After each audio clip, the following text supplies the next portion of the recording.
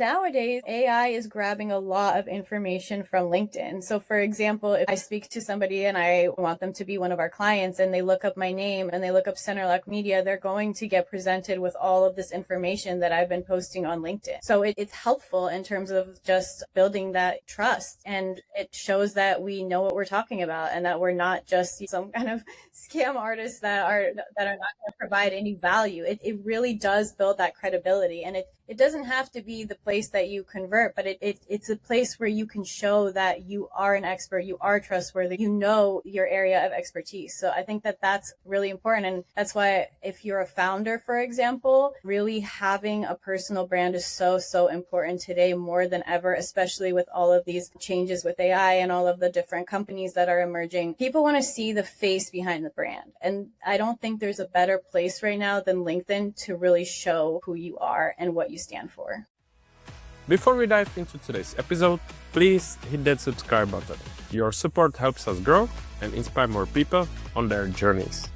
Thank you. Hello, Victoria. Thank you for joining us today and welcome to the show. Thanks so much for having me. I really appreciate you reaching out. So, Victoria, for those who don't know you, can you please introduce yourself? Sure. I'm Victoria Banaszczyk, and I'm currently working as the head of content for Centerlock Media. It's a family-owned business. It was started by my husband, and what we do is we help small businesses and local businesses with digital marketing solutions that are affordable. Mm-hmm. And before we discuss it in more detail and also your area of expertise, can you tell us a bit more about your background, such as where you live, what you do, where you come from? Sure. So my family is originally from Poland. I am first generation American. I'm a dual citizen. I speak both languages. I originally started in freelance marketing. So I did that while I was getting my bachelor's in business communications as well as my master's in global affairs. After that, I went into corporate and I started working in marketing and public relations. So I worked for a property management company. I worked in the commercial real estate industry. I also worked briefly for a big box gym in Phoenix in Arizona. So they had 24 locations. So I was the head of marketing there. And then after that, I worked for a tech startup for 3 years before pivoting to doing our own thing at Centerlock Media. And out of curiosity, what was your goal or your vision for your career when you studied? Was it actually what you do now or something different? So I guess my whole career trajectory was pretty rocky. I have always been a very creative person. So I originally really wanted to do something in the arts. Right after high school, I moved to Barcelona. I lived there for a year and studied interior design, but I quickly realized that I am a terrible interior designer. It's just not for me. So I went back to the States to kind of like regroup. And that's when I got my associate's degree. So after my associate's degree, I really thought that I was going to pursue art, fine art specifically, and painting. I got into Parsons and California College of the Arts. But that very summer, I got pregnant at 21, and that completely changed everything because I had to pick a career that I felt that was more stable for my son and to be able to provide for him. So things really became serious at that point, and that's when I decided to go into business communications. It just felt more natural for me than, for example, finance or accounting and that side of business. And then after that, I got a scholarship to Thunderbird School of Global Management, which is why I ended up studying global affairs and management. And that kind of helped me to really decide that I wanted to pursue marketing and public relations as well. So is it possible that if you didn't get pregnant, you would end up maybe as famous artist or doing artist stuff? Yeah, I mean, it could have happened. It could happen. There's no expiration when it comes to the arts. So I'm lucky. I do think that I will go back to it one day, especially with the way that things are heading in terms of AI and things changing in the marketing world. So we'll see, never say never. And do you do that in your free time or still as a hobby? I do, absolutely. I Oh, love nice. painting. I do oil painting as well as watercolor. hmm I can imagine it must be like a great kind of creative break because sometimes, or often, I'm sure that you can relate that when you work or create content for LinkedIn or anything else, when you need a break, it's really nice when you have some kind of hobby or creative break that helps you to switch off and focus on something completely different. Yeah, absolutely. I think we spend so much time staring at screens that it's really healthy to have an outlet that's away from that sometimes. And it helps because it just really gets your creative juices flowing in a different way. And when you take a break, it actually helps to improve productivity, in my opinion, just to show up with a clear mind. And it's so hard, especially with social media, you're just constantly scrolling. If you're not scrolling for work, then you're scrolling for personal. So that's one way to kind of force myself to get away from Yeah, all of the social platforms. I feel the same. It's like a scrolling, and you have excuse that it's for work, but then there is like a line if it's work or if it's entertainment or distraction. So very relatable. And Yeah. you also mentioned before that after you got pregnant, you still continued studying. So what was it like for you? Because I can imagine it must be super busy. Of course, you want to need to take care of your child, but at the same time studying. How did you juggle everything, manage? What was it like to get back to studies? It was hard. And so what I ended up doing is freelance, and I would start with just reaching out to, one business and helping them manage their social media. At the time it was so different because this was quite a long time ago. My son is 14 now. So in terms of social media, there was just Instagram and Facebook. Those were the things that I would manage. Very different. I would also help with like writing email copy, website copy, creating flyers, just anything that I could do for local businesses in the Phoenix area. So I worked with a range of businesses, anything from like a dentist to a dog groomer. I mean, just all over the place. And I did that freelance work just because it was the only thing that would allow me to be able to study, see him, and then also, make some sort of income. So that's kind of how I balanced that. And that's why I waited until after my master's degree to really get into corporate, because then I had the time, because then it was just, taking care of him and going to work versus also having to study. I think it's a great reminder because we often have excuses about time and everything, but this raising child, trying to make money and studying, it just proves that if you don't have excuses, you can find a way how to make it work and how to manage everything. Absolutely. And like I was a single mom too. I was only with his father until he was about 6 months old. So that, added a whole nother layer of complexity to it. But you really, when you're put in those kind of situations, you don't really have the option to fail. There was no, I had to take care of him. So I did what I had to do. And everything turned out great, and now I'm in such a different position. I actually have a 1.5 year old, and I just feel like her experience with me as a mom versus his experience with me as a mom is going to be completely different, because I kind of had to grow up with him, versus with my daughter. I'm much more established. We have a beautiful home and a stable family now, so definitely a different life for the two of us.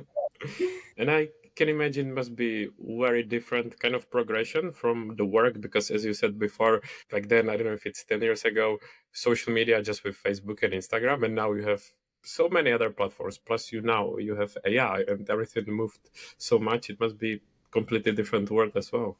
Absolutely. I mean, just the very nature of social media has changed so drastically. It used to be, something that was supplementary for brands and even for marketing, and now it is this, in my opinion, the central part of marketing. That's where people's eyes are. So it's really become extremely valuable for brands, and it's become a huge machine. It used to be very normal for there to be one person doing social media. Now there are entire teams with various roles within a social media department. So it's just it's really evolved, and now I'm very curious to see how things are going to continue to evolve with all of the new AI tools and things like that. It's changing at such a rapid pace. I would argue that marketing probably changes faster than any other industry. So I agree, and I was going to say the same that we discussed before. What is it now? And seeing just the progression from during past few months or years, you see how AI progresses and the tools. It makes everyone wonder what is it going to look like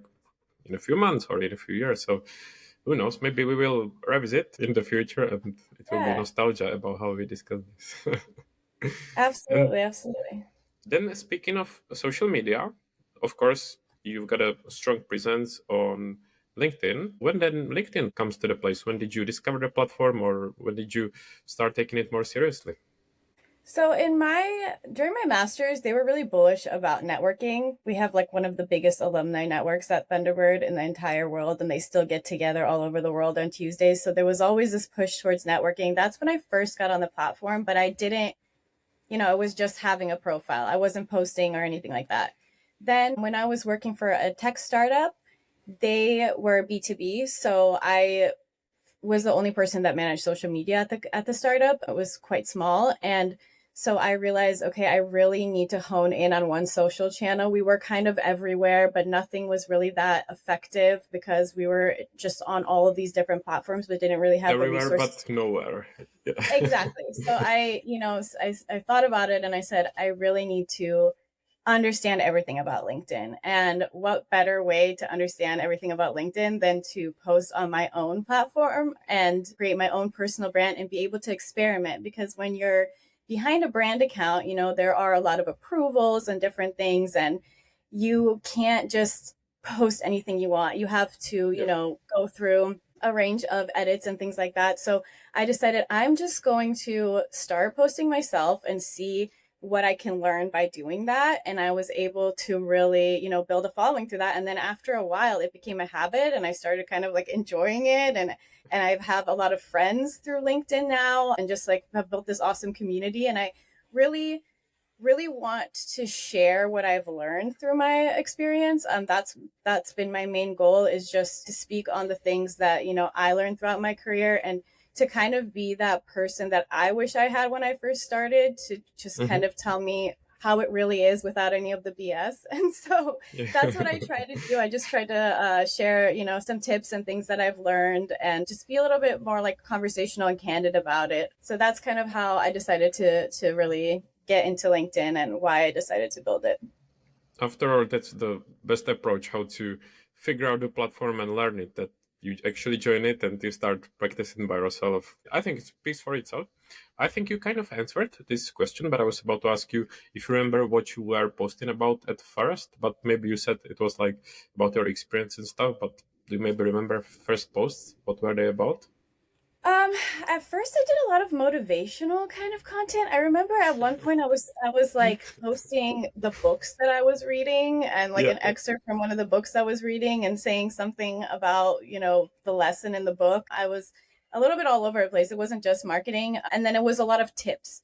So this was when I think people first started using ChatGPT and stuff. So LinkedIn was a little bit different back then. And I think it was still pushing things like, these are the 5 things that you need to do for your copywriting to improve, And so I was sharing a lot of tips and things like that. I also did share some more personal content, like pictures, of my kids and stuff like that, which now I'm a little bit less likely to do because I have a larger following and I just don't want to put them out there so much. But it's definitely evolved. And I would say it was a lot of experimenting, like I said. So I have tried every single format before I came up with like a content mix that works for me. And I still continue to tweak that because I just think for anybody starting out, that's what I would recommend, is for the first like 3 months, do everything. Try video, try carousels, try selfies, try quotes, you name it, and then kind of audit your results and see what resonated with your audience. Because what works for me is not going to work for another person. And that's what I did. And that's what really helped me to come up with the content that resonates the most. But you also have to keep in mind that the platform does change. So what worked like two Yeah. years ago might not work now. Exactly. You said some great points. I can only agree. The best way how to find out is to practice. And great point. What works for one person doesn't mean it's going to work for you. So test by yourself and simply see what works. And I was going to say that you said like experimented with different formats. I like, for example, looking at your content that, for example, sometimes you post funny meme with very brief copy, and it really works well because, as you can see, there's a lot of engagement. But for me, that's the content that I find unique and interesting because it's short, it's point, it makes you laugh, and it stands out. So it's a really great example to experiment with content, see what works, and be creative and have fun. Yeah, and I don't know that it works for everyone, but because my audience is predominantly other marketers and a lot of younger social media managers and things like that, it works. And I think humor is one of the very best ways to build connection because it is the thing that will get a lot of impressions. It is the thing that will get you a lot of profile views. And then once they're there and they've interacted with your post, then when I do want to share some knowledge and something from my experience, they're going to be served that post later on. And so it's kind of a strategic way to get them to interact with me just based on some relatable content. But then LinkedIn will serve them the stuff that I actually want them to see in the future. Mm-hmm. And also, I think it's good not to forget that after all, we are people and everyone likes to have a laugh once in a while. So, of course, maybe not share it every day, but once in a while, it's a really good strategy. Yeah, absolutely. And I do think that, people scroll to kind of take a break. Even on LinkedIn, a lot of people are on there at work, but it's like, when they're on their break or at lunch or something like that. And so it's like, you don't always just want dry content or facts or being sold to. Sometimes you want like a little levity. And I think that's great. And I love to see that that's happening more and more on LinkedIn. The more that I think like Gen Z and younger millennials are on there, the more diverse and fun the content is becoming. And some people hate it and some people like it, but like I'm not for everyone, so that's okay. I'm always here for it. I always support such type of content. So Good. please continue. And I think Victoria, you said some great point already, but I'm sure that you get these type of DMs such as Victoria, how to grow. Can you share any advice? Maybe even go viral. I try not to say that, but there are still people looking for this type of advice. So what will be your answer to this, such as grow your brand, increase following, etc.? So I would start with, I think, really auditing your profile. You want to make sure that what you're posting about aligns with your expertise. If LinkedIn feels that you're an expert in a certain field, then when you post with the same keywords that are in your profile, it tends to get better reach because if it feels that you're an expert, it wants other people to see that content. If I started writing about accounting, for example, it probably wouldn't push that content as far because it doesn't feel like I'm an authority when it comes to that topic. So definitely aligning your keywords that are in your profile with the keywords that are in your content is a very, very important strategy. Aside from that, I think if you're talking about virality or content that resonates, just saying the quiet part out loud.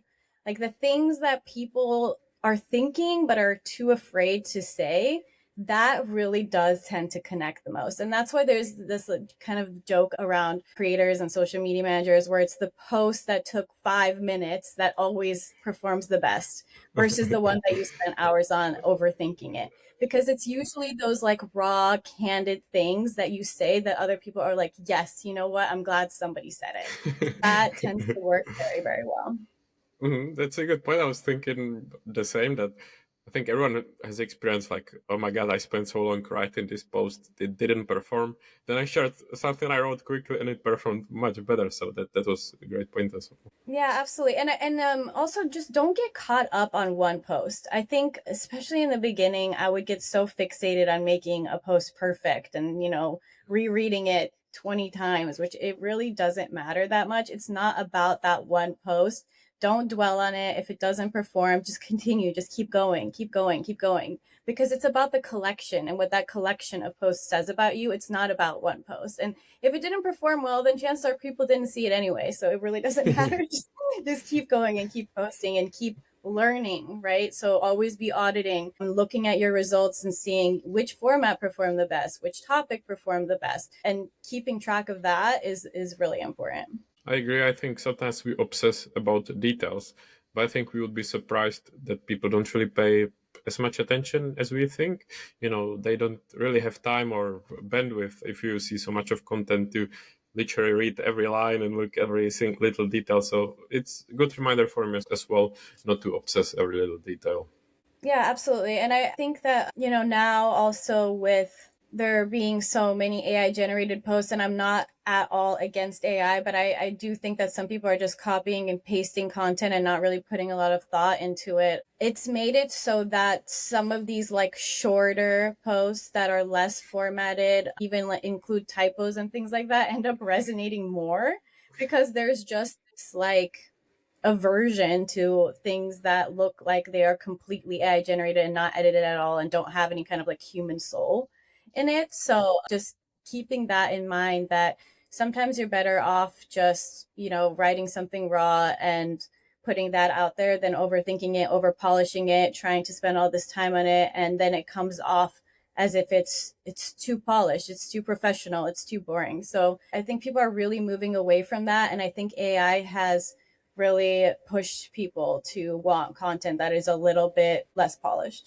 It's a great point, of course, and I agree. And I think it's kind of interesting that I don't know if some people, of course, I use it as well, but sometimes it seems like that people might use it to speed up the process. Sometimes it feels like a quantity over quality, but at the same time, it's kind of paradox that they use AI, but actually in the end you're going to enjoy content written by human because there is so much AI that everything sounds the same. So if there's actually something written by real person that makes it different, ultimately it's going to stand out compared to Right. the rest, which is quite interesting. And I think it also depends on how sophisticated your prompting is and the AI you use and the inputs, because the more thought you put in and the more information you feed the AI, and depending on what tools you use, it really changes the output. So it's no secret that I'm an investor in Magic Post.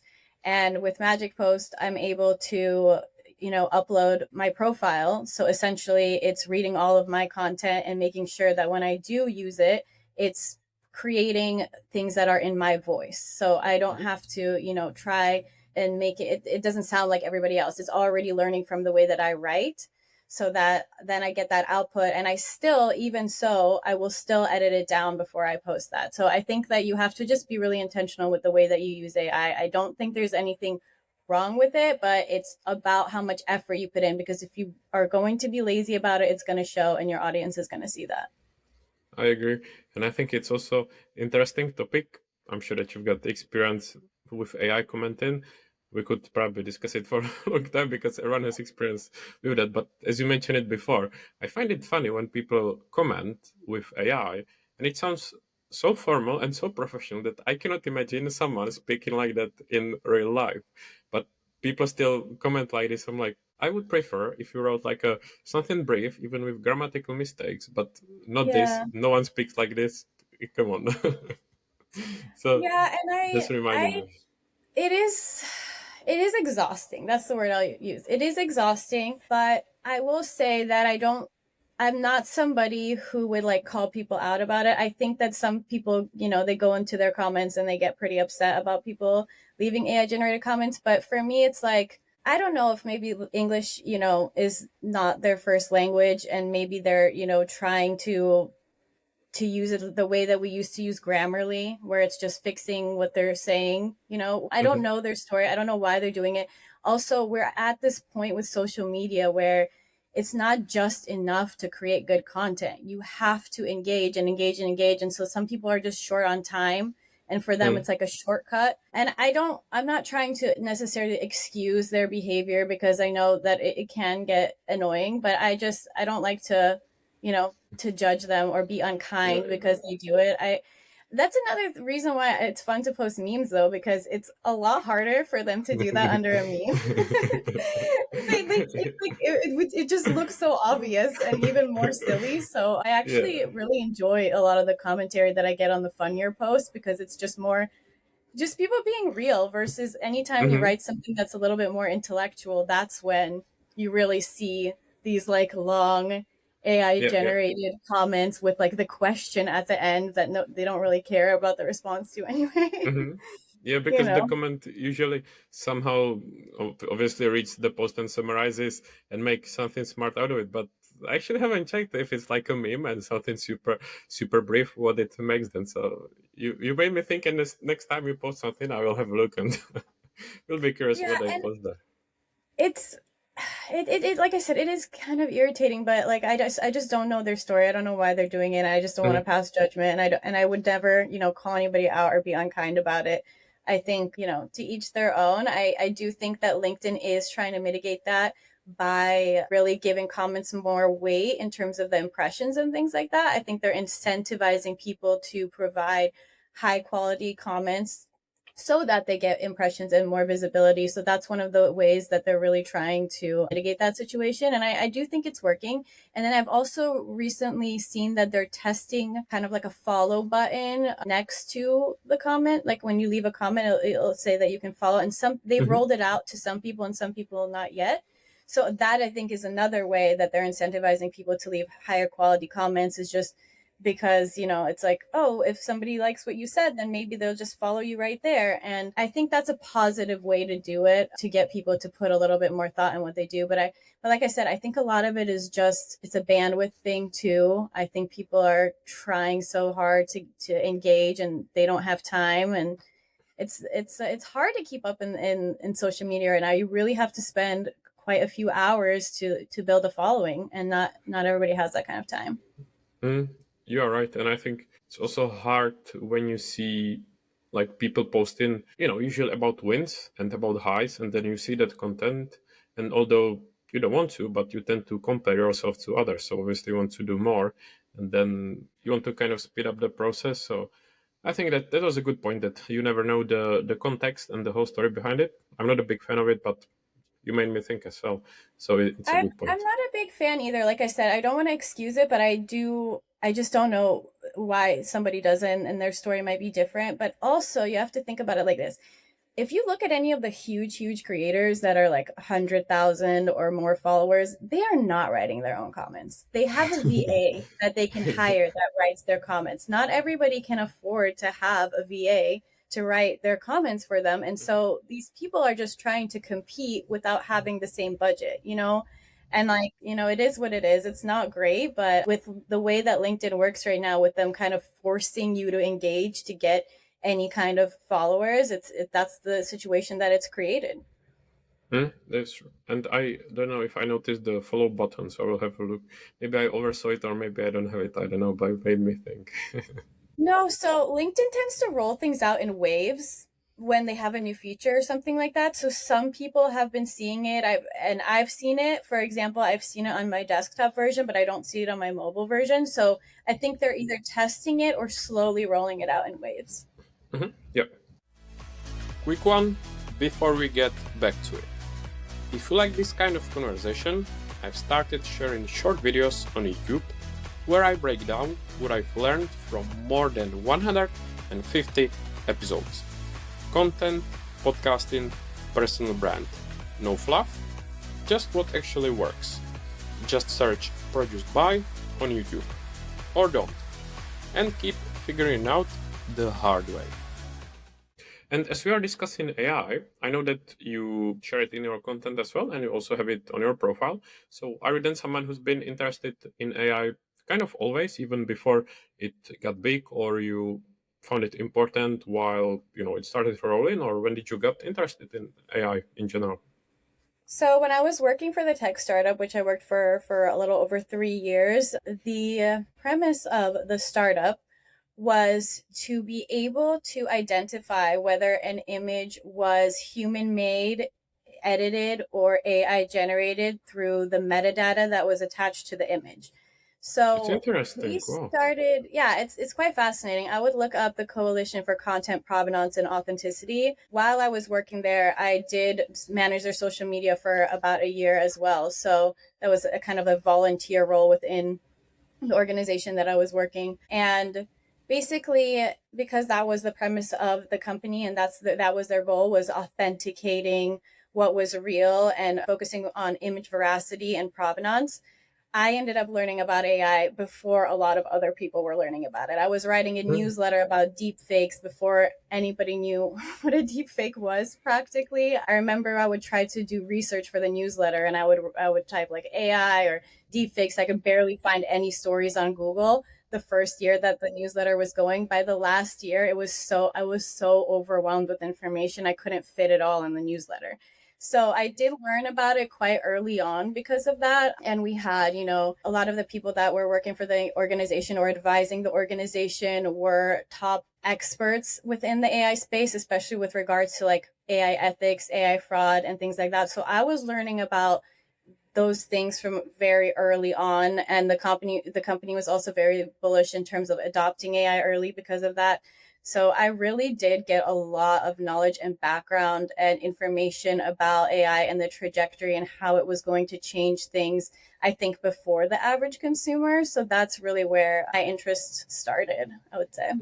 It's really interesting because with obviously AI and how it's evolving and the future, sometimes it feels like that there are experts emerging all the time, but then there is someone like you who's got actually real expertise even way before that. So that's what I call, like a real background or real experience. So it's really Yeah, I interesting mean, to see. I feel very, very fortunate because when I was writing this newsletter, one of the features of the newsletter was that we would interview experts within the field. So we would interview people at Qualcomm, Microsoft, people who like really are working in terms of AI ethics when it comes to law and passing things when it comes to deep fakes. So I got to talk to the people who really are the experts and learn from them.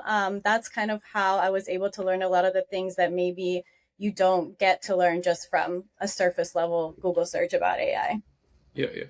And are you then still interested in it because of this background, or is it because you see it kind of necessary part of now and your workflow and the future, or what is it like for you now?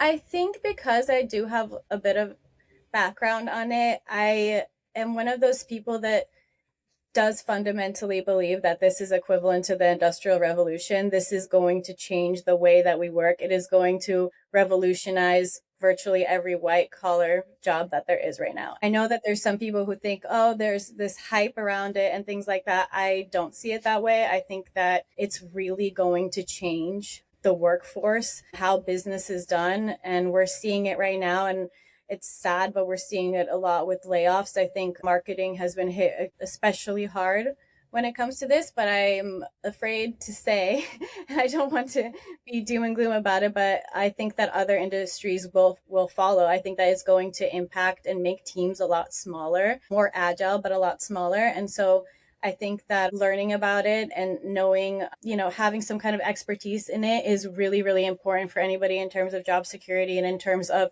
being able to run a business in the future. So that's something that, I really believe. And I think that it's very, very critical to learn about it and to study it as it evolves.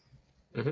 I agree, and I think it's also a good reminder that it's never late to start learning it and using it if you haven't started yet, because as you can see how it's constantly evolving, it's never late to start. It's better to start now than not to start at all for for people maybe who haven't started yet. Absolutely. And honestly, I think that most people that are active on LinkedIn, for example, have a broader knowledge of AI than a lot of, like the average folks. So I think that's already a start is that we are consuming a lot more information about AI that other people might not be aware of, especially people who don't work in white collar roles, but work in blue Mm. collar industry. I think they don't really have any knowledge of AI. So just educating yourself, reading, following experts who speak about it, reading news articles about the large organizations in the AI space and their leaders and hearing what their CEOs are saying. I think that's really important to do right now if you want to stay up to date. Yeah, agreed. And speaking of AI, what will be some of your favorite tools? You mentioned Magic Post before that you use for writing, but what's like in your arsenal or the tools that you like to use? Sure. So I really obviously like Magic Post, but that's specifically for LinkedIn. Claude has become a huge one for me recently. So that I really like for more long form content. That's something that I use on a daily basis. Those would be probably my top two. And then in terms of any kind of AI image generation, there's quite a few that I use there, but I'd say Nano Banana might be my favorite. Mm-hmm. Yeah, yeah, makes sense. Some great tips. Better not to use too many and scattered. Better to have few favorite ones that work.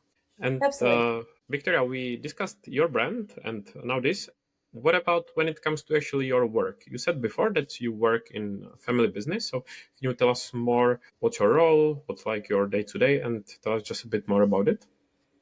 Absolutely. So the premise is to create more visibility for small businesses. And a lot of these businesses are, things like an electrician, a plumber, HVAC, roofing, things like that. So really getting them to the top of Google and getting them clients and, more business is our goal.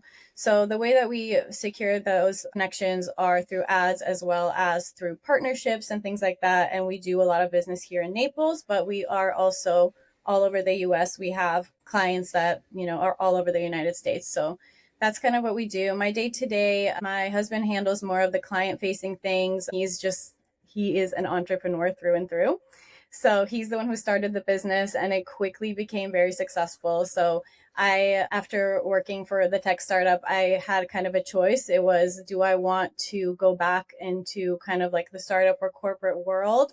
Or do we want to really focus on building something ourselves? And I think with the way that things are changing, like I said, with AI and everything like that, it actually right now feels safer to own your own business, especially one like ours where our clients, a lot of them are blue collar and are not going to be affected as quickly. Felt safer than going and working for another company and, one day getting that call that I'm laid off. So I thought that this is the way to go. And so he handles a lot of the client facing stuff and, a lot of like the creating ads and things like that. Whereas I handle all of the copywriting, content writing, and that side of things. And then we also have another employee that handles customer service. I was going to say that it's interesting then you have experience like both from working for the company and then creating content for yourself. So it can be either, you test something on your own profile and then you can use your expertise or knowledge on the business. But at the same time, interesting to balance, your personal stuff because you are building your own brand and then for the business because obviously it needs to be professional. So I think very smart approach to balance these two.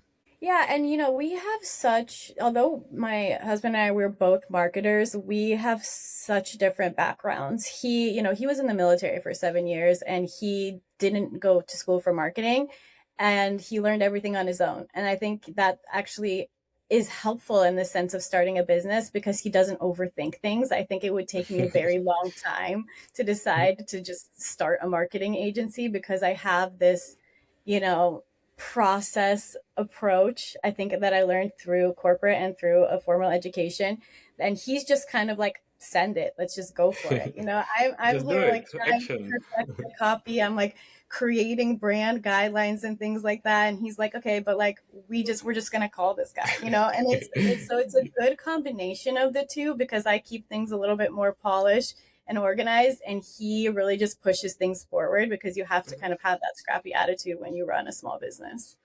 I think it's a great point. From my experience, I can relate to your approach. I tend to overthink as well. It takes a bit longer, so I think it's good if there is someone just ship it, just go for it, don't overthink. So it's smart.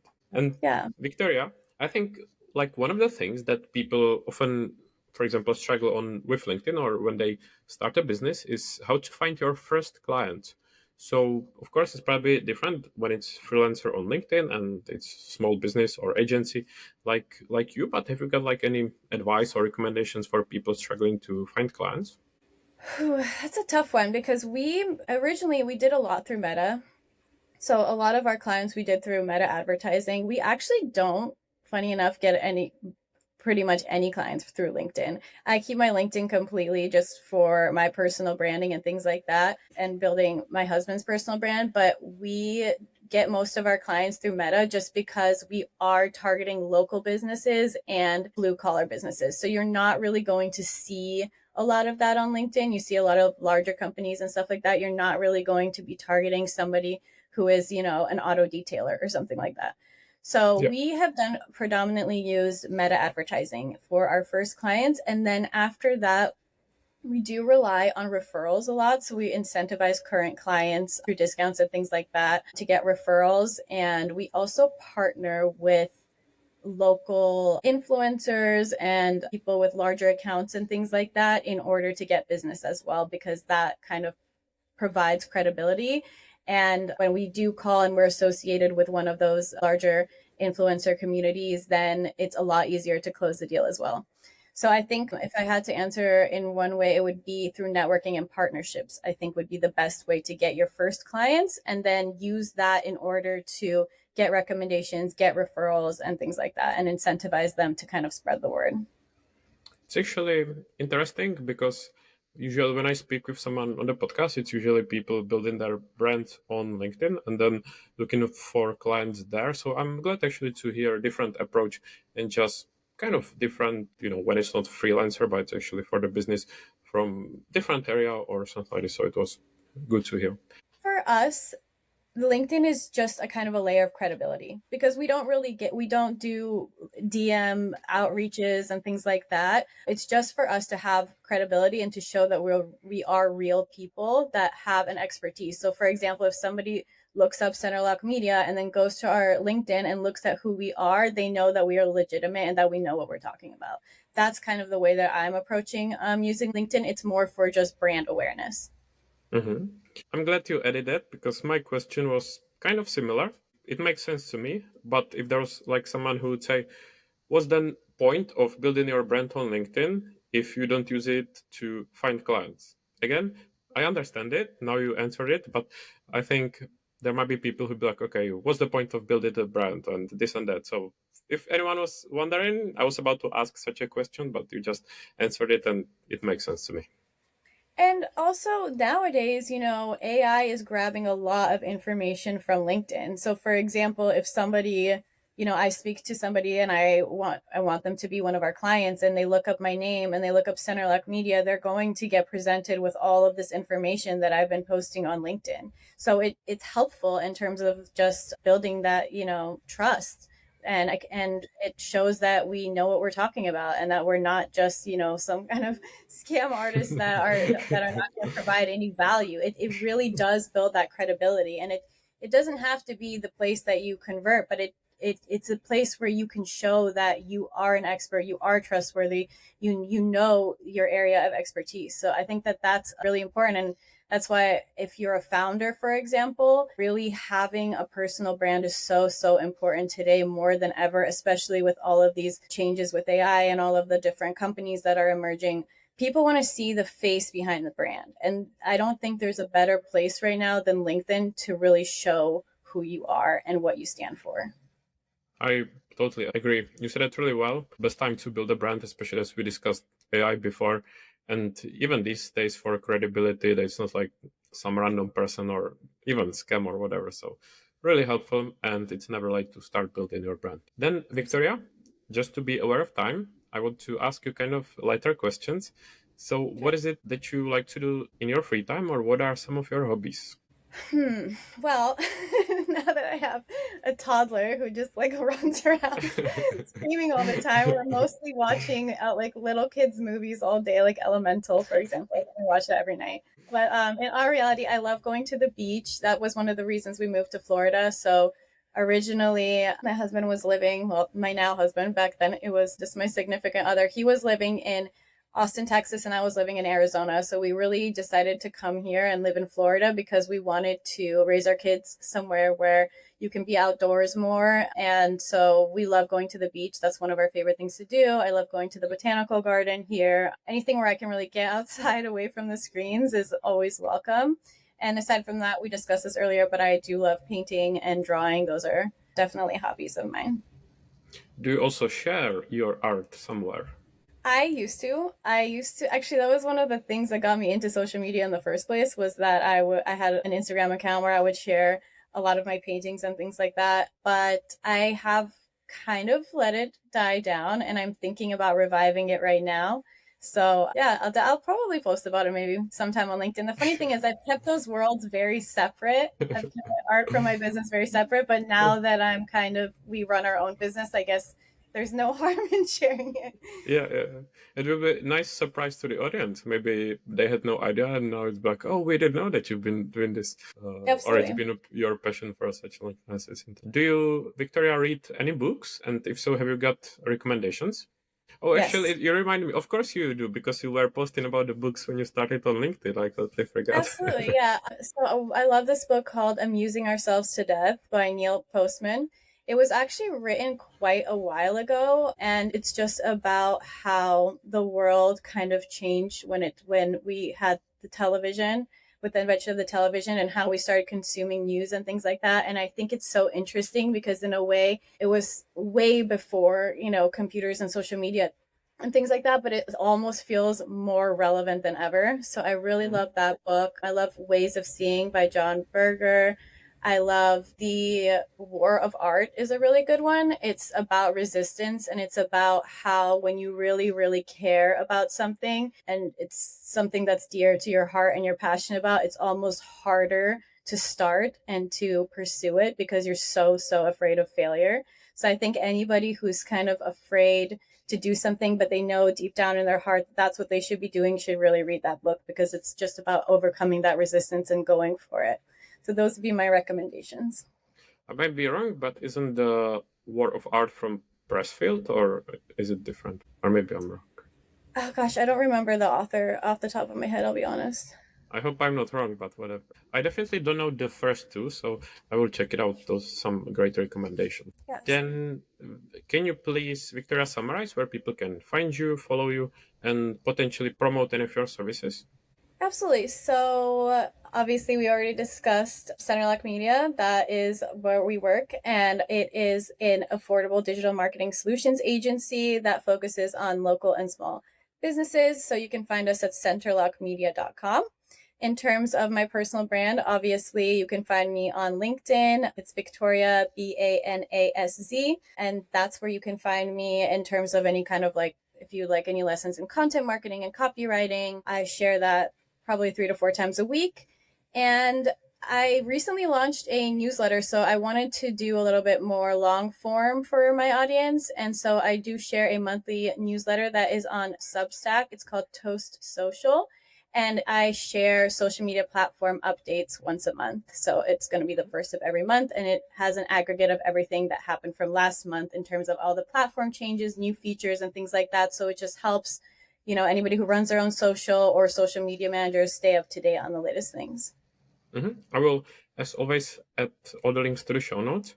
And Awesome. do you have, Victoria, like any plans or goals in upcoming weeks or months, and you'd be willing to share with us? Well, I recently became a Favikon partner, so I'm part of their May cohort. So that's really exciting. I'm excited to see the things that that's going to bring. And I would highly recommend anybody who does want to be a creator to check it out, because it's just a great place to showcase our expertise, to showcase your rankings, and for companies and brands to find you and be able to, work with you on sponsored posts and things like that. So that's something that I'm really diving into in the next coming weeks. I'm happy to hear that. I actually became partner before as well, and it's very helpful platform. How do you like it? What's your experience been? I mean, it's super cool. Like, if you imagine like the database of all the users, different platforms, rankings, and everything, I cannot imagine how can someone build something like that. So for me, it's super cool, super helpful, especially like for me, like doing the research when it comes to the podcast or looking for the guests. Really cool platform, and I recommend it to people as well, of course. Absolutely. Then, very last question: is there anything I should have asked you I did not, or any final message or anything you would like to leave the audience with? Let's see. I think the most important thing right now when it comes to content marketing and copywriting is to really show a human aspect and have a unique voice and perspective. In a world where AI is really integrated into everything that we do, we cannot lose what makes us special, what makes us unique, and the way that we speak and the way that we write. So really try to cultivate that, try to read and try to consume content that is original so that you can maintain that unique voice and, be somebody that's remembered and recognizable. It's a great point. I agree. I feel like people often look for secrets or ways to stand out, but don't forget that what makes you is what makes you unique, what makes you different than others. So embrace it and use it as your competitive advantage. So it was a great point to finish with. I want to say, of course, a huge thank you, Victoria. I really enjoy your content. Thank you very much for your time, and it was great to meet you. I will be wishing you all the best. We'll continue following and supporting. And once again, thank you for joining me. Thank you so much for having me. I really enjoyed this conversation, honestly. Thanks for listening to Produced by with Tomen. Check the show notes for all the links, and don't forget to subscribe, like, and share your feedback. Speak soon.